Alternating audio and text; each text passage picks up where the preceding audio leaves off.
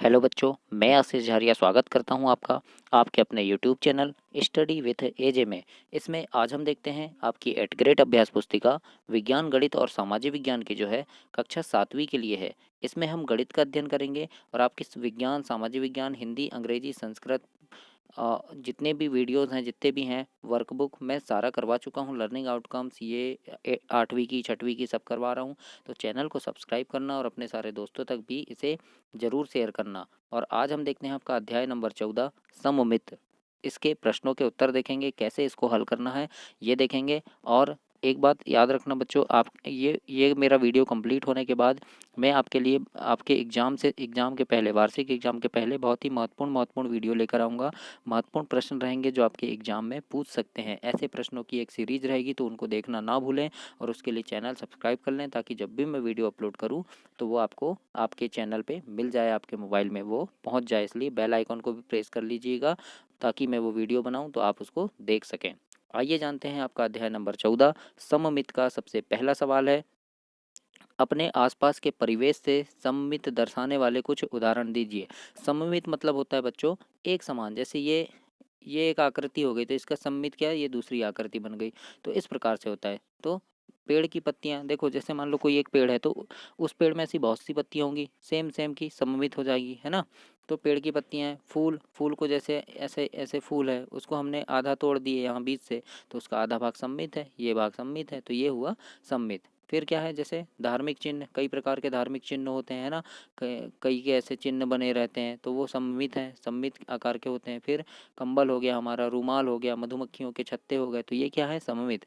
जैसे अब आपका रूमाल ऐसे चौकोर है, तो वो सममित कैसे है, मान लो ये आधा भाग ये हो गया, आधा भाग उसका ये हो गया, तो ये क्या है, सममित है। इस प्रकार से प्रश्न नंबर 1 का उत्तर आप लिखेंगे। प्रश्न नंबर दूसरा है, समबहुभुज सममित आकृतियां होती है, तो बताइए प्रत्येक समबहुभुज में कितनी सममित रेखाएं होगी।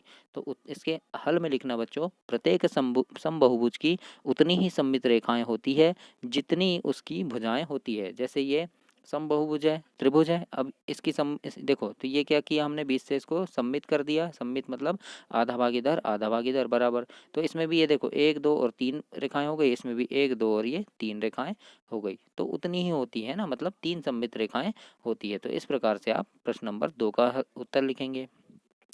प्रश्न नंबर तीसरा देखते हैं, आप निम्नलिखित आकृतियों की सममित रेखा के लिए अन्य नाम क्या दे सकते हैं। तो पहला है एक समद्विबाहु त्रिभुज।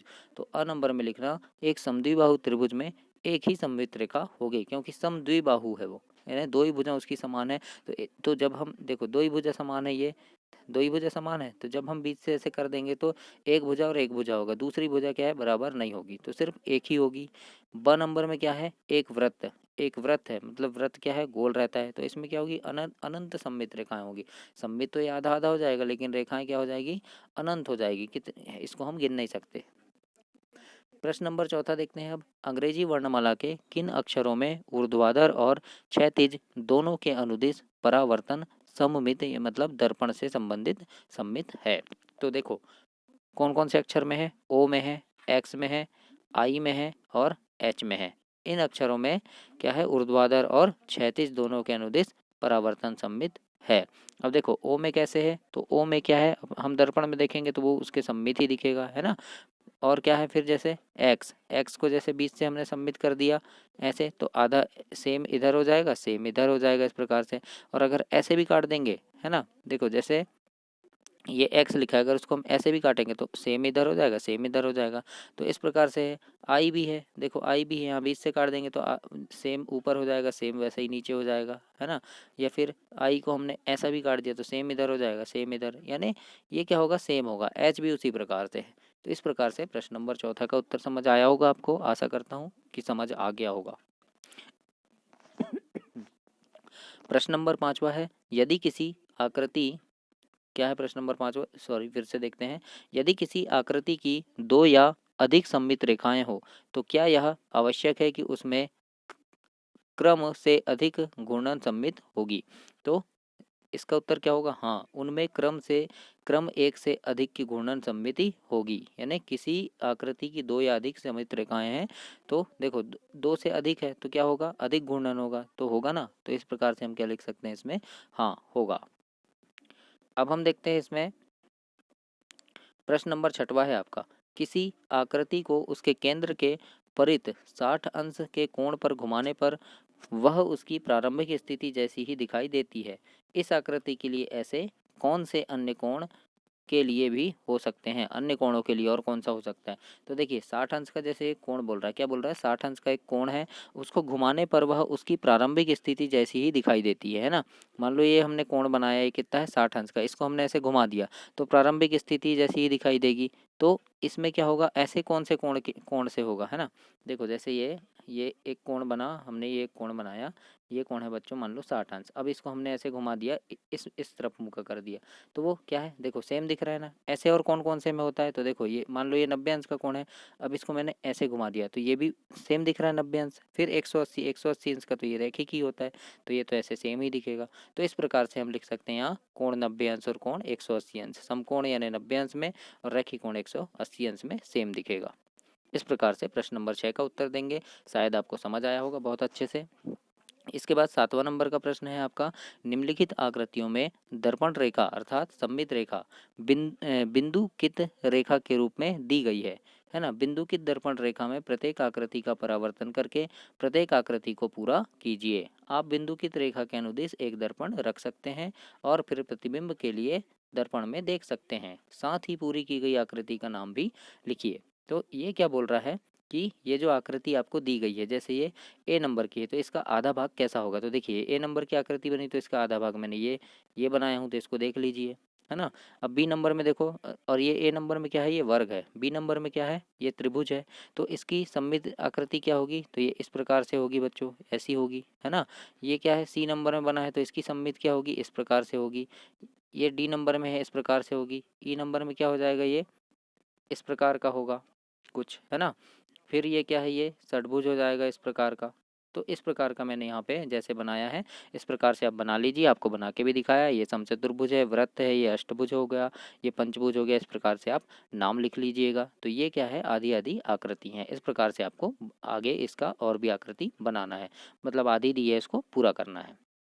इसके बाद 8वां नंबर का प्रश्न देखते हैं, निम्न आकृतियों में प्रत्येक में विविध सममित रेखाएं हैं, यानी बहुत सारी सममित रेखाएं हैं, इनकी पहचान कीजिए बोला है ना। तो देखिए ए नंबर में जैसे मैं आपको दिखाता हूँ, ए नंबर में मैंने लिखा है 3 सममित रेखा। तो कैसी है, देखो एक सममित रेखा ये है जो बराबर काट रही है, दूसरी सममित रेखा ये बनाया है मैंने, तीसरी सममित रेखा ये। तो इस प्रकार से इसमें 3 है ना। बी नंबर में देखिए 2 है, पी नंबर में 2 कैसे, देखो ये एक सममित रेखा हो गई आपकी, दूसरी सममित रेखा ये आ गई, तो ये ऐसी इस प्रकार से ये 2 सममित रेखाएं हैं। सी नंबर में 3 है, 3 कैसे है, ये देखो ये 1 हो गया, ये 2 हो गया और ये 3। सममित रेखा मतलब होता है जैसे कि मैंने ये 3 नंबर की आकृति, इसको अगर ऐसे काट दिया तो इसका आधा भाग और ये आधा भाग ये समान दिखेगा, है ना। ऐसे काट दूंगा तो इस तरफ का भाग और इस तरफ का समान दिखेगा, ऐसे काट दूंगा तो इधर का और इधर का समान दिखेगा। तो ये क्या है, सममित है। मान लो इसको ऐसे काट दिया तो इसका ये बायां भाग और दायां भाग ये सब समान ही दिखेगा। तो ये होता है सममित। तो मैंने यहाँ पे लिख दिया है कि किस किस में कितनी सममित रेखाएं, और रेखाएं भी बना दी है बच्चों। तो उन रेखाओं को आप देख लीजिए और इस प्रकार से अपनी वर्कबुक में लिख लीजिए। ई नंबर में 4 है, एफ में सिर्फ एक ही होगी, है ना। तो इस प्रकार से बच्चों आप अपने वर्कबुक में बना लीजिए और उसको लिख लीजिए। इसके बाद प्रश्न नंबर 9 देखते हैं, प्रत्येक आकृति के घूर्णन सममित का क्रम बताइए। अब देखिए ए नंबर में क्या है, 2 है, कैसे, एक तो ये ऐसे भी घूम सकता है इस टाइप से, या फिर कैसे इस टाइप से भी ऐसे घूम सकता है। तो ये क्या हुआ, इसमें 2 क्रम हो गए, है ना।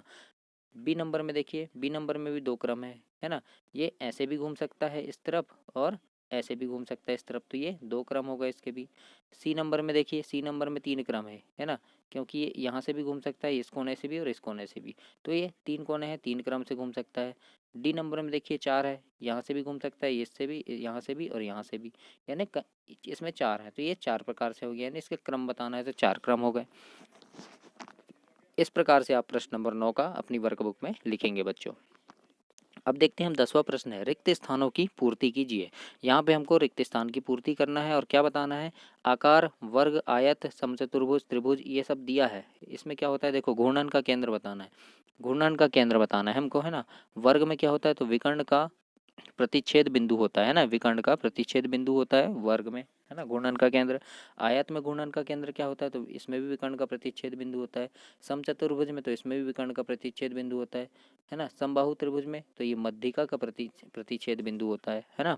समषटभुज में तो विकर्ण का प्रतिच्छेद बिंदु होता है घूर्णन का केंद्र, है ना। जैसे देखो फिर क्या बोला है, जैसे वृत्त में बोला है तो वृत्त में केंद्र होता है। मान लो जैसे वृत्त बना है तो इसका घूर्णन का केंद्र क्या होगा, केंद्र। वो जैसे अब जैसे लट्टू देखे, लट्टू में कहाँ केंद्र में ऐसे ही खीला लगा रहता है और वो आसपास घूमते रहता है ऐसे। तो यहाँ पे भी एक रस्सी मान लो बांध दी तो ऐसे घूमेगा वो, है ना, चारों ओर घूमेगा। तो क्या हुआ, इसका भी केंद्र हुआ। अर्धवृत्त का तो ये व्यास का मध्य बिंदु, जैसे अर्धवृत्त है ना, तो ये व्यास का जो बीच का ये बिंदु होगा ये उसका केंद्र होगा। तो इस प्रकार से हमको लिखना है।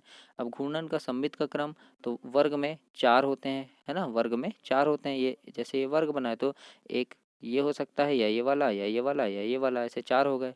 आयत में 2, आयत में क्या है, कैसे 2 होंगे, क्योंकि एक तो लंबाई हो सकती है या चौड़ाई, है ना, या फिर ये वाला हो सकता है या ये वाला, कोई 2 होंगे बस, है ना। फिर क्या है, जैसे समचतुर्भुज, तो समचतुर्भुज में भी 2 ही होंगे। समबाहु त्रिभुज में 3 होंगे, है ना। समषटभुज में 6 होंगे। वृत्त में अनंत हो सकते हैं, ये अनंत लिखा है, अनंत हो सकते हैं। और अर्धवृत्त में सिर्फ एक ही होगा, क्यों, जैसे अर्धवृत्त है तो इसमें सिर्फ ये एक ही होगा, लेकिन वृत्त में अनंत बिंदु हो सकते हैं। अब देखिए घूर्णन का कोण बनाएंगे तो वर्ग में कितना, 90 अंश का कोण बनेगा। जैसे ये वर्ग बना है ना, अब ये केंद्र घूर्णन बना दी तो यहाँ से क्या हो जाएगा, ये 90 अंश, ये 90 अंश, ये 90 अंश और ये 90 अंश, इस प्रकार से बनेगा, है ना। आयत में 180 अंश का बन जाएगा। आयत में कितने का बनेगा, 180 अंश का बनेगा। ये आयत है, इसको घुमाएंगे हम तो ये क्या है, दो ही तरफ से घूमेगा। कितने से घूमेगा, जैसे ये आयत बना तो 2 तरह से घूमता है ना, लंबाई और चौड़ाई, ये कर दिए तो ये सीधी रेखा क्या कहलाती है, सिर्फ 180 अंश। तो कोण कितने का बनेगा, 180 अंश का। समबाहु त्रिभुज में 120 का बनेगा। समषटभुज में 60 का बनेगा। वृत्त में क्या, प्रत्येक बिंदु पर कोण बनेगा। और अर्धवृत्त में क्या बनेगा, 360 अंश का बनेगा। तो इस प्रकार से आप प्रश्न नंबर 10 का उत्तर ऐसे लिखेंगे बच्चों। तो ये हुआ आपका अध्याय समाप्त, सम्मित। इसके बाद अगला अध्याय देखेंगे हम, अध्याय नंबर 15। तब तक के लिए नमस्कार, और चैनल को सब्सक्राइब करना और अपने सारे दोस्तों तक भी शेयर करना।